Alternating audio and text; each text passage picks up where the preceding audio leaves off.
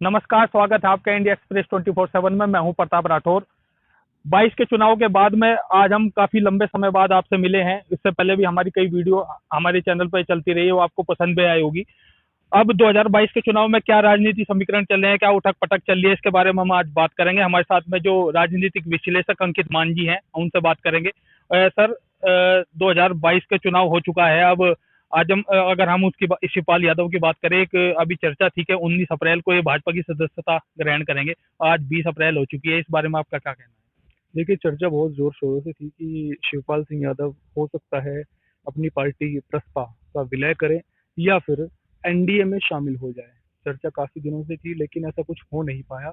हो सकता है दोनों ही पार्टी के शीर्ष नेतृत्व जो हैं, चाहे भाजपा के हो या प्रसपा के हो, सही समय और अनुकूल स्थिति का शायद इंतजार कर रहे हो, उसके बाद ही कुछ कदम उठाया जाए, लोगों तक उसकी सूचना आ जाएगी।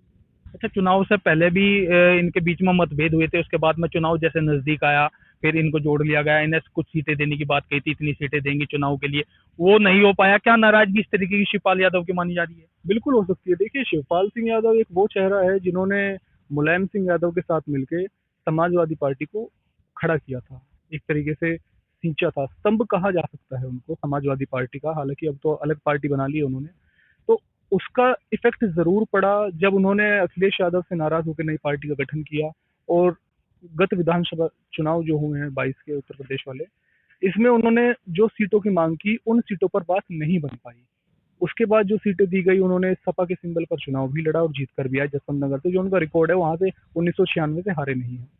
लेकिन फिर भी कहीं ना कहीं जो मन की स्थिति थी या जो दूरियां जो आ गई थी, खटास जो आ गई थी, वो अब भी बरकरार है। और ये उसी का नतीजा था। ये जो अफवाह उड़ी, देखिए, आग वहीं उठती है जहाँ धुआं होता है। तो कहीं ना कहीं तो कुछ धुआं था, इसलिए तो आग बनी है उस चीज की। तो देखिए, सही समय का वेट करते हैं क्या होता है। अगर हम आजम खान की बात करें, आजम खान के जो मीडिया प्रभारी हैं, उनका भी एक बयान आया था कि जो अखिलेश यादव है मुस्लिमों के लिए सही नहीं है, या उनकी कुछ इस तरह के उनके बयान आए थे। तो उसमें आप कहाँ कहाँ तक सही मानते हैं? देखिए, आजम खान जी काफी समय से, मैं बोलूंगा, रेगुलर पॉलिटिक्स में नहीं है। वो जेल में हैं। और उनके जो काफी क्लोज जो माने जाते हैं नेतागण और उनके मीडिया प्रभारी फसाद अली खान, उन्होंने इस बात को जब बोला है कि अखिलेश यादव मुस्लिम समुदाय से कट रहे हैं, उनको हमारे कपड़ों से बदबू आती है। और उसके बाद उन्होंने बोला कि अखिलेश यादव ने आजम खान वाला मुद्दा जिस तरीके से उनको उठाना चाहिए था, वो उठाया नहीं है। मैं समझता हूँ कहीं ना कहीं कुछ खींच है। ऐसा नहीं है अखिलेश यादव ने कोशिश नहीं की। उनके जब चुनाव हुए, चुनाव में प्रचार प्रसार भी किया, स्वाट में गए, उनके बेटे अब्दुल्ला आजम के लिए प्रचार किया। वो तो यही दर्शाता है कि वो अब भी उनके बीच कोई मनमुटाव ऐसा है नहीं। रामपुर लेकिन में भी अगर, कई रैलियां की है उन्होंने, उसको लेकर उन्हें कन्वेंस करने के लिए। उसका भी कोई खास फर्क पड़ पाया इस चीज का? देखिए, वही मैं कह रहा हूँ, अगर उनके मन में ये बात आ रही है तो खटास थोड़ी बहुत जरूर होगी। उस चीज को अगर अखिलेश यादव को 2024 में होने वाले लोकसभा चुनाव में अच्छा भुनाना है उस चीज को, तो इन चीजों को दूर करना होगा। अगर मुस्लिमों की बात करें तो उनके लिए यूपी में ओवैसी ओवैसी की पार्टी भी है, वो भी अपना प्रचार प्रसार करी है मुस्लिमों को एकजुट करने के। क्या इसका भी कुछ फर्क पड़ेगा? क्या उनसे कुछ बातचीत हो सकती है, ऐसा कुछ? देखिए, असदुद्दीन ओवैसी जो है, पिछले काफी समय से उत्तर प्रदेश की ओर रुख किए हुए हैं। छोटे से चुनाव से लेके बड़े चुनाव तक हर चुनाव में वो अपना पार्टी कैंडिडेट उतारते हैं। और ऐसा नहीं है कि उनको जीत नहीं मिली, इक्का दुक्का जगह पे उनको जीत मिली है। लेकिन अभी उनकी पार्टी का उत्तर प्रदेश में कोई खास जनाधार है नहीं। और आने वाले समय में धीरे धीरे वो बढ़ जाएगा, ऐसा नहीं है। क्योंकि उनकी पार्टी जो फोकस करती है, वो मेनली मुस्लिम कैंडिडेट्स पर और उन्हीं एरियाज पर फोकस करती है। और वो चेहरा है, मुसलमान चेहरा है, हैदराबाद में आप देख लीजिए। तो इफेक्ट पड़ेगा, लेकिन आने वाले भविष्य में पड़ेगा। अभी अच्छा, 22 की बात करें, 22 में तो भाजपा ने अपना परचम दिखाई दिया यूपी में। अगर 24 का चुनाव भी है, अभी 24 के चुनाव में क्या स्थिति रहेगी? अब जो गठबंधन है, गठबंधन रहेगा, महागठबंधन भी एक बार तैयार हुआ था। तो इस तरह की क्या राजनीति कुछ हो सकता है?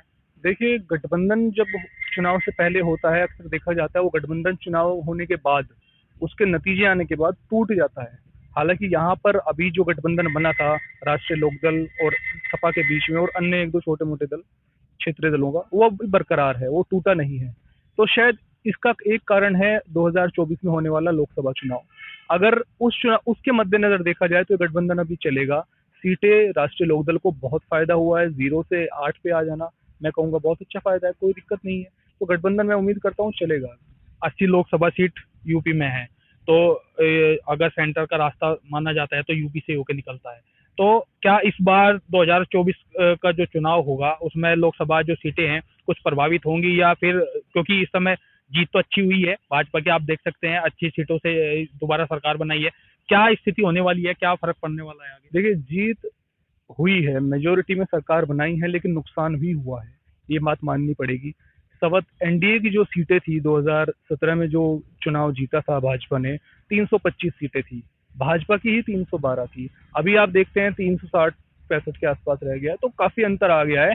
2024 का जो चुनाव है, 80 लोकसभा सीटों में अगर दिल्ली की सत्ता फिर से पानी है तो उत्तर प्रदेश पर विशेष ध्यान देना पड़ेगा। अदरवाइज नुकसान जो ये हुआ है, इससे ज्यादा नुकसान कहीं लोकसभा चुनाव में ना झेलना पड़ जाए। तो लोकसभा चुनाव की भी अभी भूमि तैयार कर रहे हैं, राजनीतिक गलियारे में चल रहा है अभी मामला। बिल्कुल, देखिए अब समय कितना रह गया है, 2022 से आपका अप्रैल महीना चल रहा है और 2024 में चुनाव होने हैं।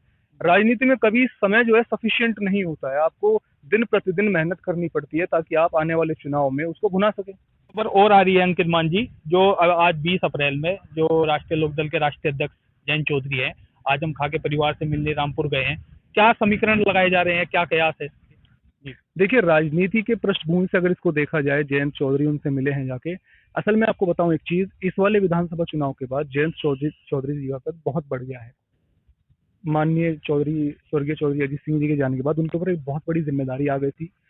लोगों ने भी, पश्चिमी उत्तर प्रदेश के लोगों ने भी उनका बखूबी साथ दिया और उनको 8 सीटें मिली हैं इस बार। और डेफिनेटली देखिए, चुनाव आने वाले हैं, लोकसभा चुनाव, वो भी चाहेंगे कि हमारी पार्टी का कद बढ़े और उनके साथ कुछ ऐसे नेता जुड़े जिनका एक अच्छा खासा असर है उनके वोट बैंक के ऊपर।